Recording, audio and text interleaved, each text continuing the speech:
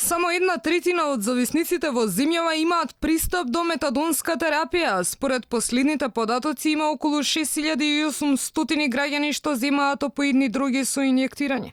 Од здруженијата велат дека неопходно е унапредување на третманот на зависниците. До сега лекувањето е организирано така какво што е, има многу простор за унапредување, се надеваме на отворени врати во Министерството за соработка. Според податоците на Институтот за јавно здравје во Македонија има околу 6800 луѓе кои што употребуваат дроги со инјектирање.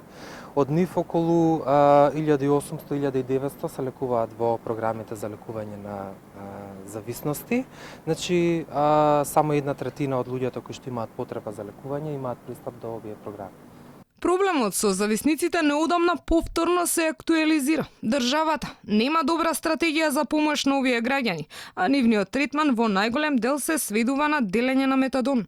Најголем број на зависници има во Скопје. Околу 530 во моментот се лекуваат во центарот во Кисела вода. Таа бројка мислам дека обстојува веќе неколку години. Последните информации што ги имаме се тие.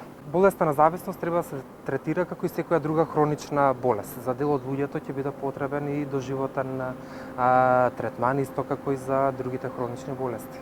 Граѓаните на неколку скопски општини излегоа на протести. Оти не сакаат на секој ќоше околу своите домови да наоѓаат игли и шприцари. А тоа би се случило доколку зависниците земаат метадонска терапија, па надвор, во парковите или среде улица, сами се боцкаат. Најпрвин, жителите на Кисела вода бараат дислокација на центарот за зависници, па здравствените власти им ветија дека објектот ќе се смести во Газибаба. Откако граѓаните и на оваа општина се побунија, идејата на Филипче пропадна. Сега неизвестно е дали здравствените власти ќе го чујат гласот и на аеродромци кои преку протести кажаа не за спроведување на одлуката зависници да примаат метадонска терапија во поликлиниката Јане Сандански, до која има градинки и училишта. Дури по јавното искажано незадоволство на аеродромци, Филипче реши да поразговара со локалните власти. Па објективот на Алфа пред вратите на Министерството за здравство ги забележа градоначалниците на Кисела вода и на Газибаба.